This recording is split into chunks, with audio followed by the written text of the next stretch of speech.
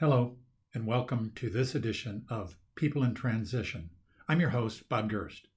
I've been hiring, firing, and mentoring executives, frontline employees, interns, and job seekers in companies around the world through a host of transitions, some difficult, but most very good.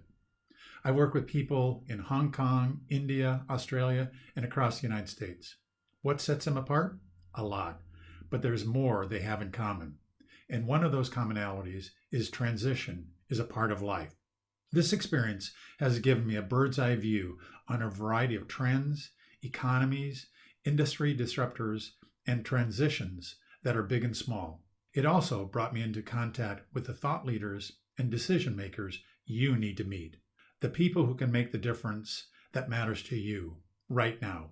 Imagine knowing exactly what to do next and how to know it's time to make your big change. The insight track you're going to access during our future episodes is better than a crystal ball. It's the exact information you need to take that next step.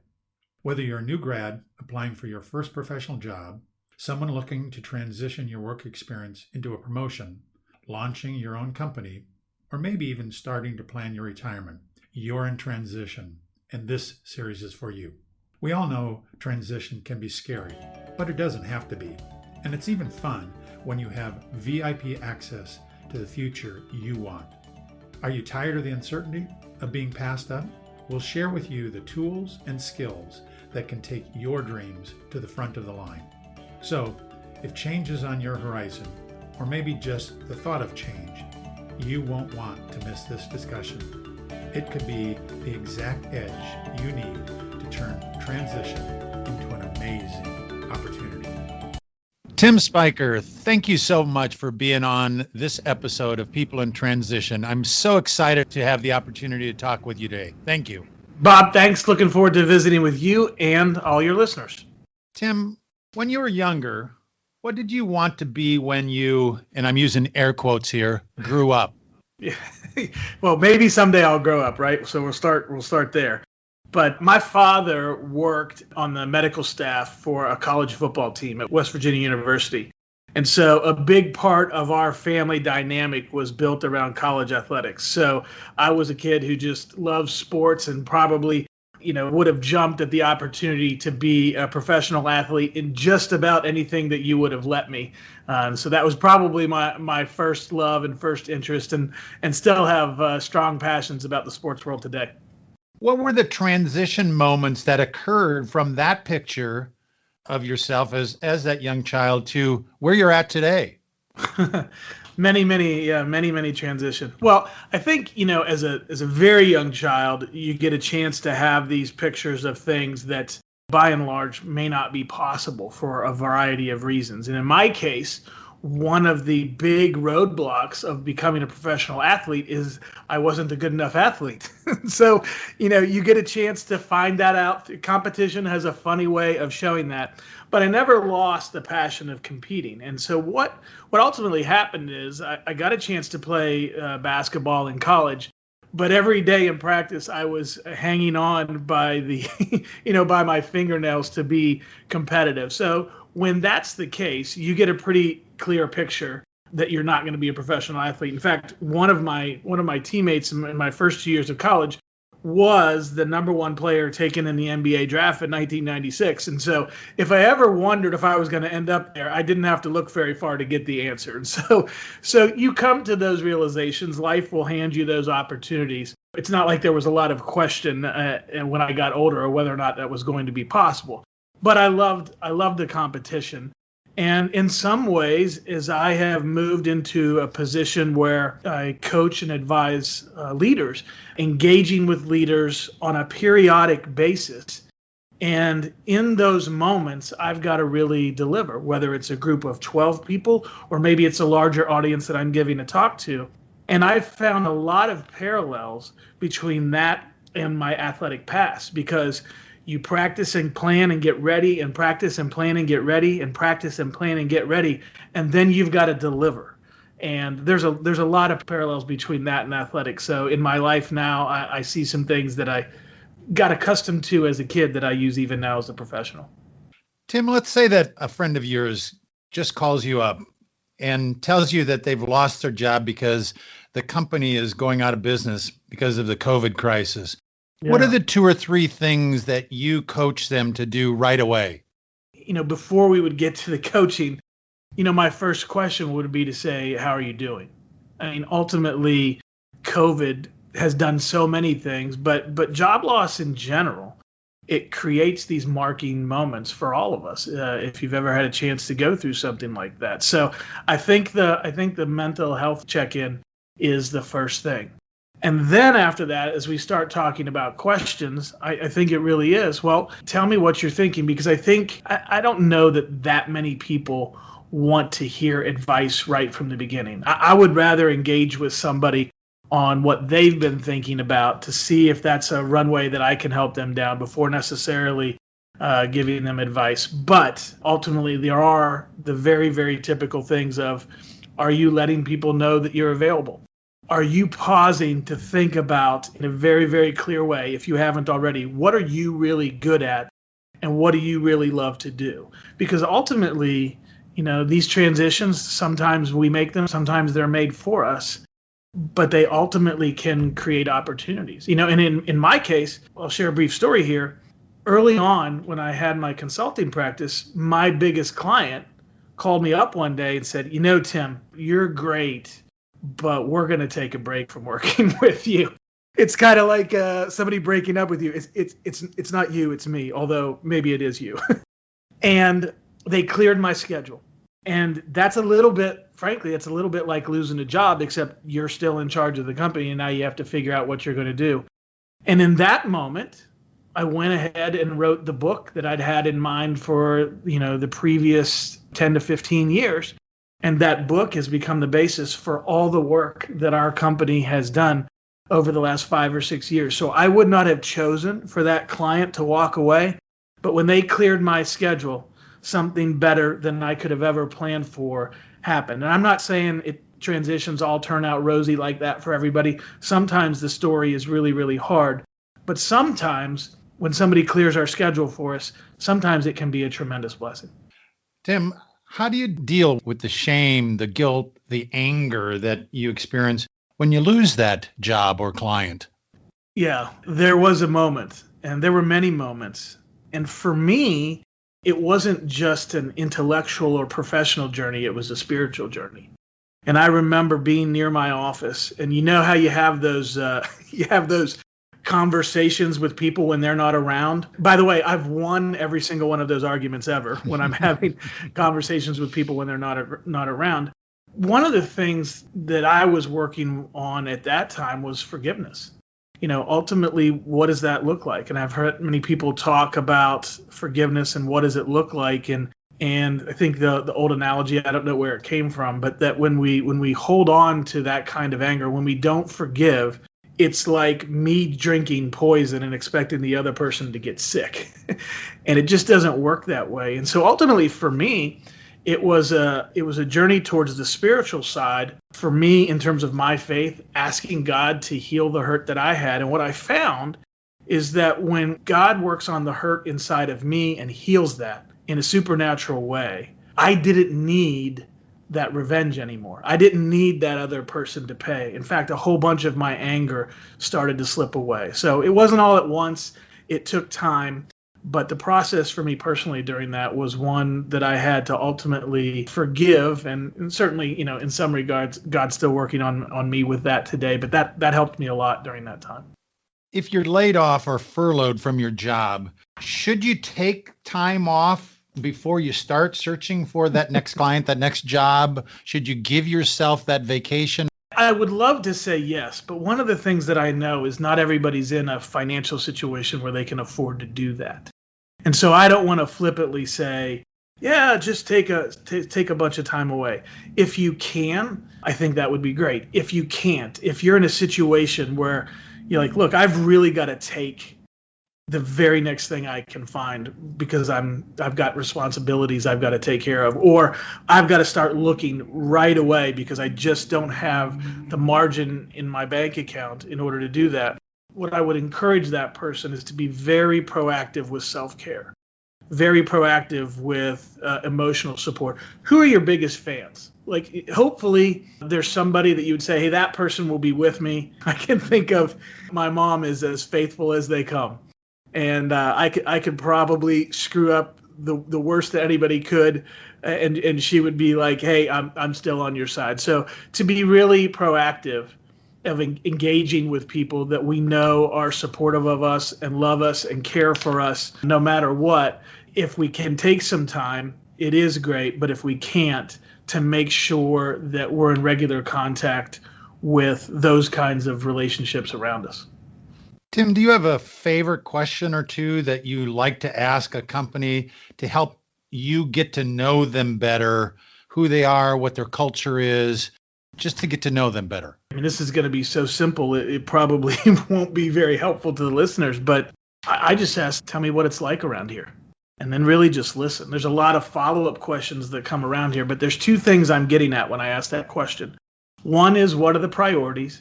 And the other is, what's the culture? That's a real simple question that I like to start off with and then just capitalize on with follow-up questions.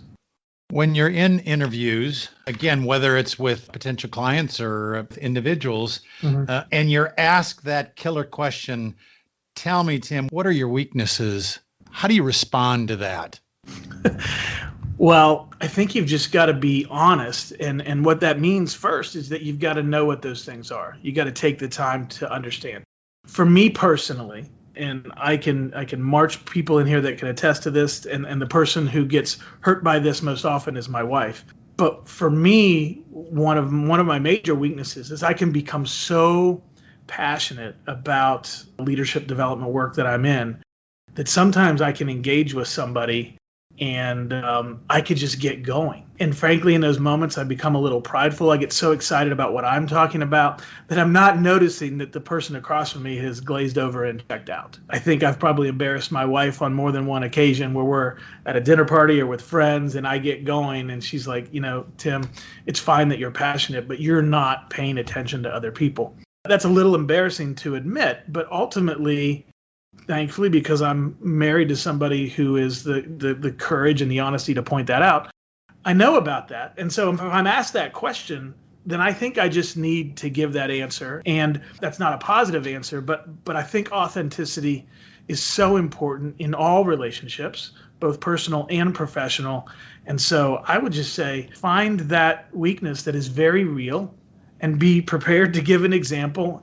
And look, everybody has weaknesses. And if I'm interviewing somebody and they share a really thin weakness, like, oh, my weakness is when I throw trash at the trash can, I've missed it and I don't hit, no, something real, something that's significant. If somebody gives me an answer that's really thin, or it's actually a strength that they've kind of covered up to make it sound like it is, I personally am going to become less trusting of that person in that moment because either they don't know themselves well or they're not being honest with me.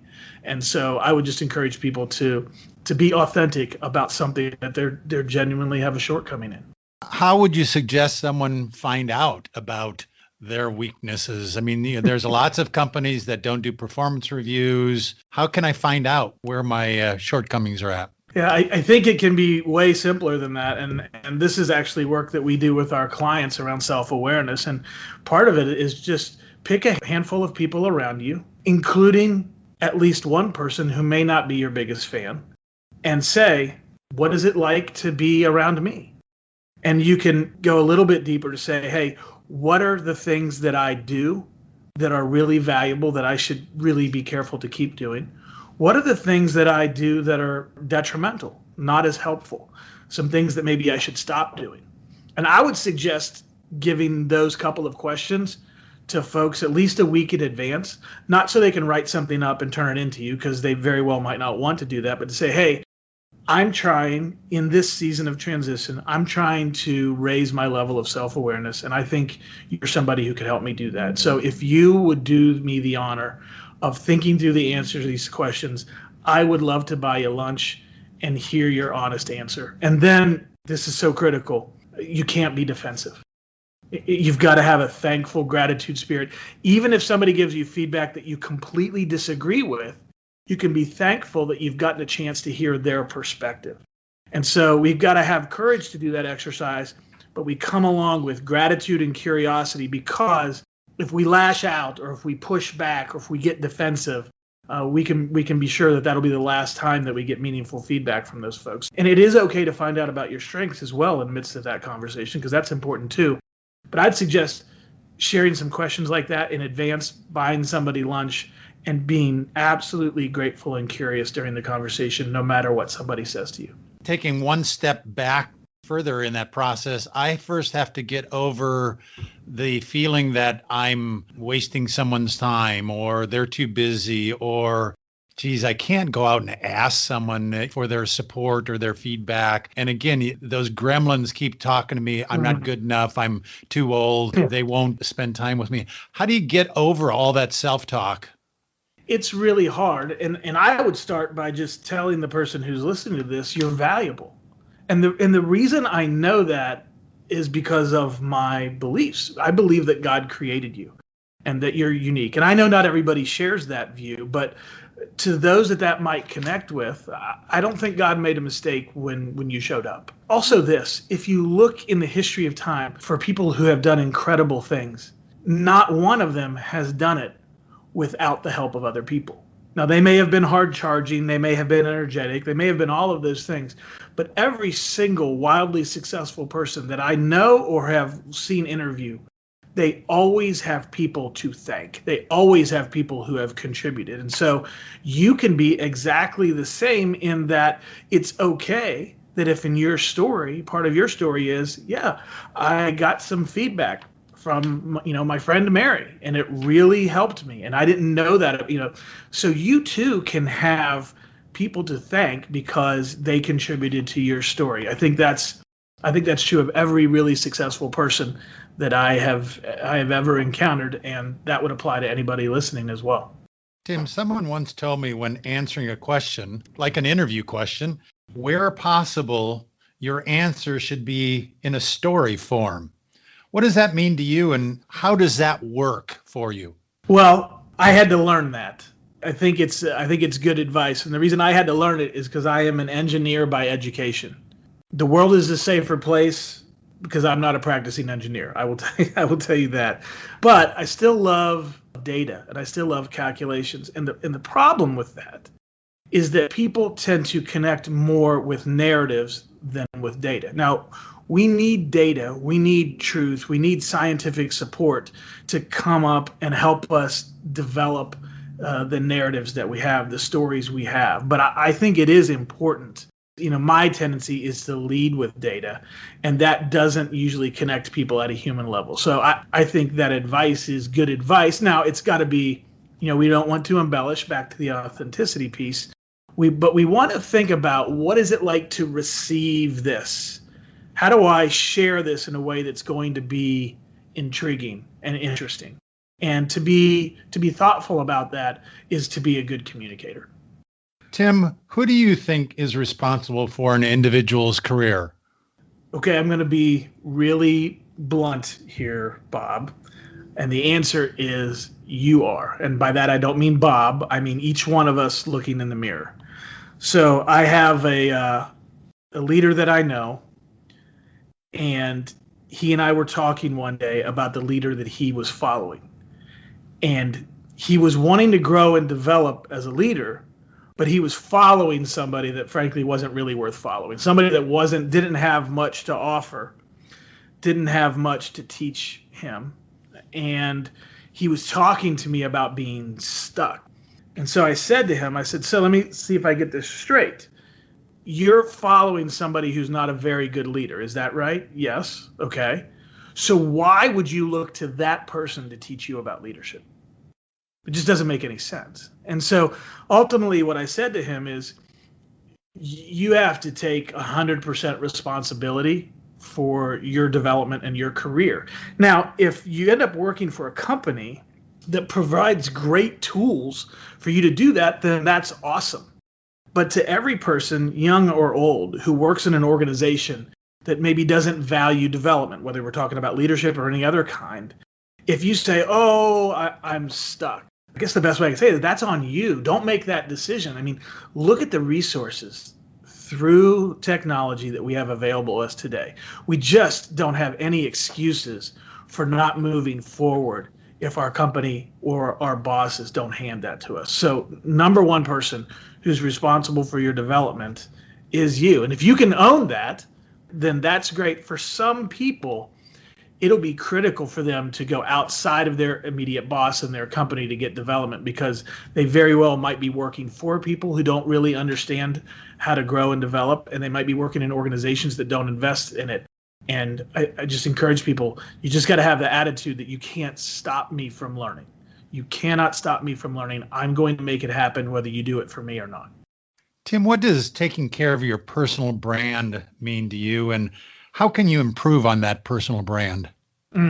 So many times when the brand question comes up, people think about, kind of front-facing perception, whether that be, the various social media possibilities that are out there to us, or past people that have worked for us.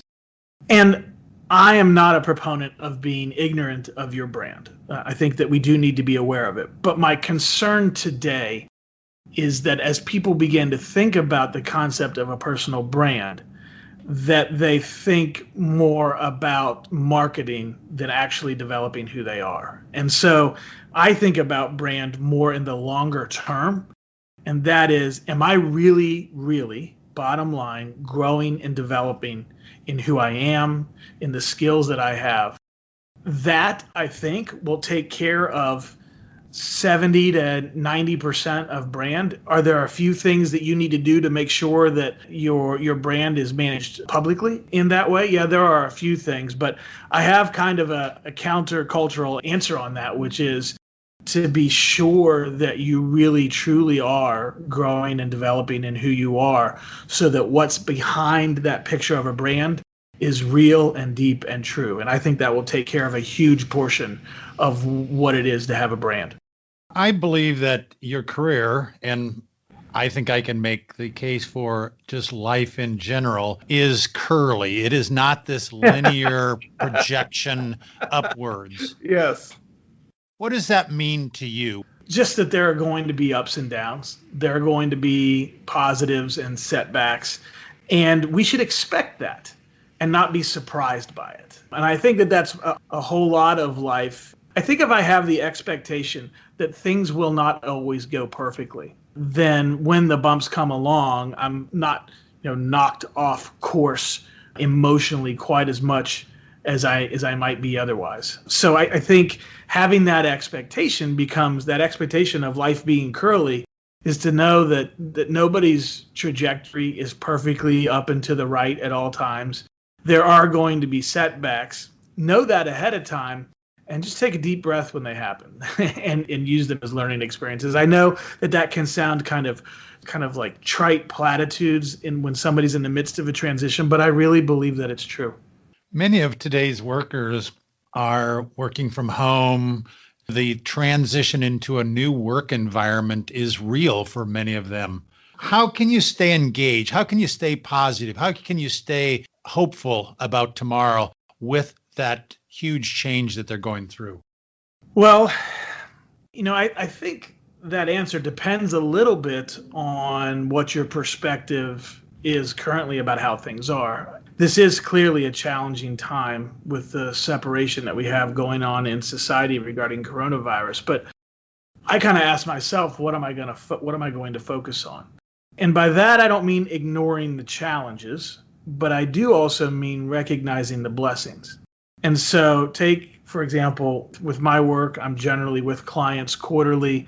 I love being with clients. I'll tell you, I had a moment standing in my kitchen a number of months ago, probably 7 months ago now, as the virus was really taking off, and we knew a lot less about it than we do now. Not that we have it all figured out, but we knew even less then. And I just stood in my kitchen and I got teary thinking about not being with at that point, it's like, will I ever get to be in the room with my clients again? Now, to this point, I haven't been. I have been grounded, so to speak, and yet. So what do I focus on? For me, I focus on these technology mediums that we have now that we didn't have before. I kind of have a preference for Zoom. Other people like, WebEx or Skype or whatever their options might be. But I'm thinking, my goodness, I probably would have had to shut my business down if this had happened 10 years ago. If we didn't have the technology, because I don't think I could have done what I do over the telephone. And so is that kind of putting a happy face on a difficult situation? Maybe it is. But I think even in the midst of extreme challenges, there are things to be thankful for. I'm not banking up a bunch of frequent flyer miles these days, but I am seeing my family an awful lot. They might see me more than they want to these days. So my intention in answering this question is not to say ignore the things that are hard. Some things are hard. They are. But oftentimes there are blessings beside them. So while we acknowledge the difficulty, I think it's also important to kind of keep a levelness to also acknowledge there are some blessings that come along with it. Tim, do you think that transition management is different if you're older, if you're a woman, if you're a minority, if you're whatever, fill in the blank? Is it somehow different? I think the context is different. If you go with your first example there, if I am 5 years away from retirement and I lose my job, I think it is a little bit of a different equation than if I'm, 23 years old and I lose my job. Those contexts are different. And so I think you could go down the line with all of those things and point out things that are probably a little bit different depending on that. However, I think there are some things that are also the same. Whether you talk about many of us have shame during those moments, many of us have pain, many of us have anger, many of us have resentment. I think that those are pretty normal emotions that most people, maybe not all, but most people experience. And so in that regard, I think that there are some similarities. So I think the context of those demographic realities that you mentioned can shift things a little bit contextually, but I think there's some base core challenges that would be just true because you're a human being. Someone told me once when I was going through transition to, Bob, refuse to feel sorry for yourself.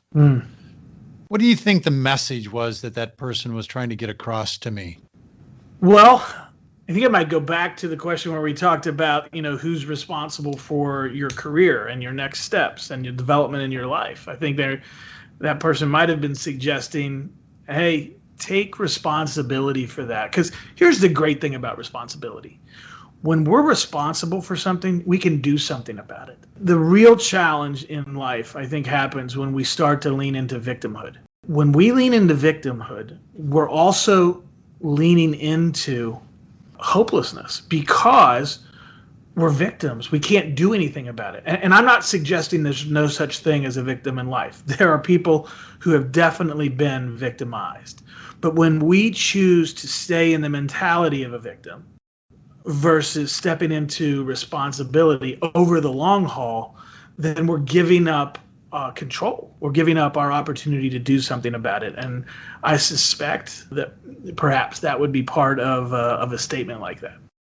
Any books or other resources that you'd like to recommend to someone who's going through a transition? Yeah, I'm going to go to something that's actually pretty old, but I think it's just a really great story that applies at all times, but really especially in times of transition. So there's a book, it's kind of a book / workbook that Marcus Buckingham put together called The Truth About You.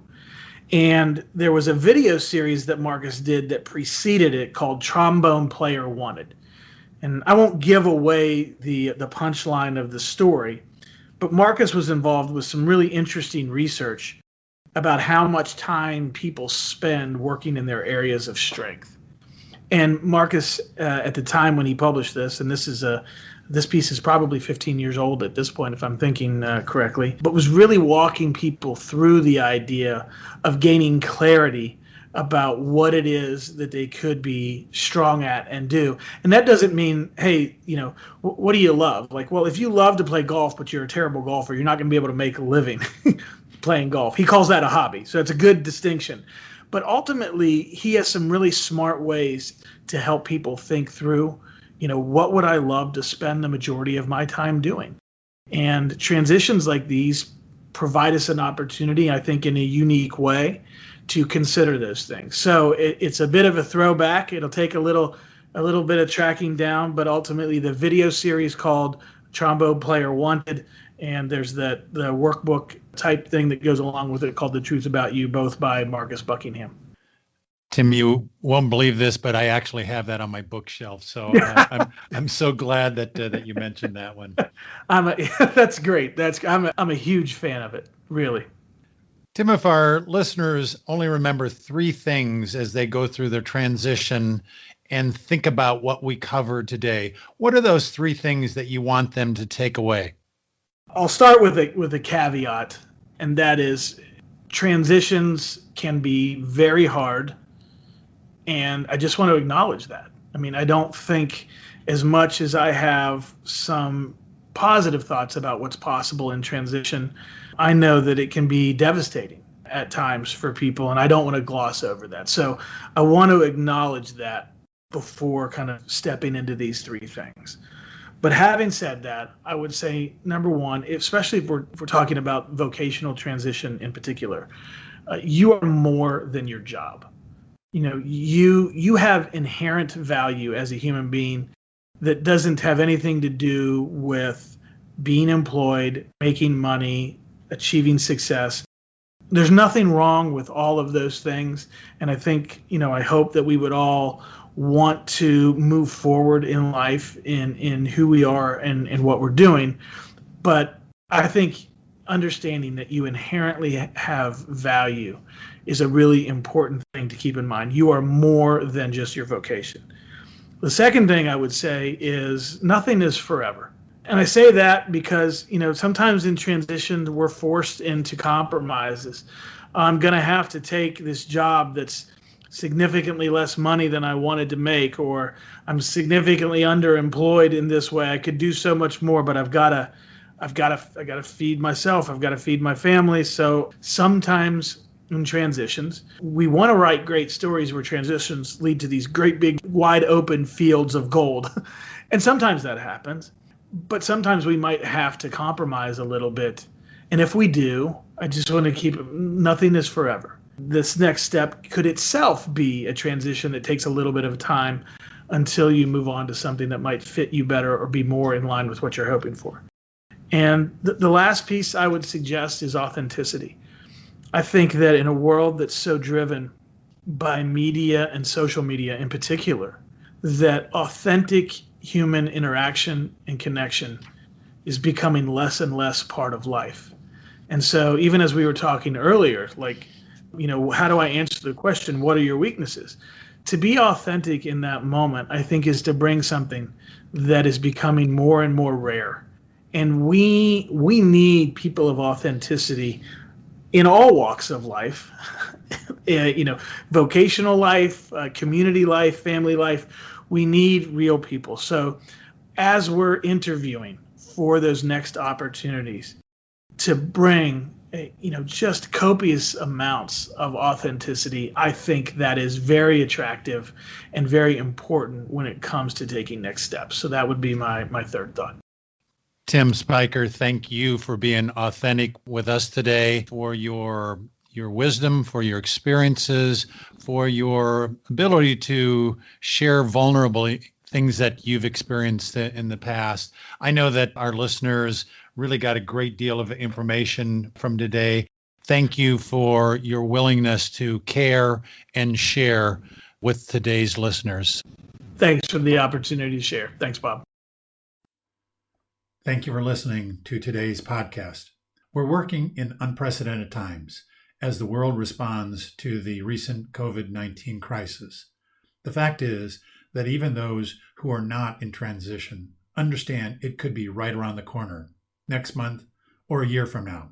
The purpose of these episodes are to give listeners support and the critical tools to adjust with the winds, wherever they come. I'll continue to introduce you to guests who have successfully, perhaps gracefully, or without too many battle scars, survived their own obstacle courses, and can share useful information on how to steady your ship or your world in this uncertainty. If today's message was helpful to you, please share it on social media. If you have any questions or podcast ideas for future conversations, reach out to me on LinkedIn. I appreciate your time you're investing in sharing these important conversations with me, my guests, and others who are going through life transition. Transitions between jobs, life stages, new entrepreneurial ventures, or whatever life brings. Change is constant. The more prepared you are for it, the better and easier the change will occur. Thank you again. This is your host, Bob Gerst. See you at our next episode of People in Transition.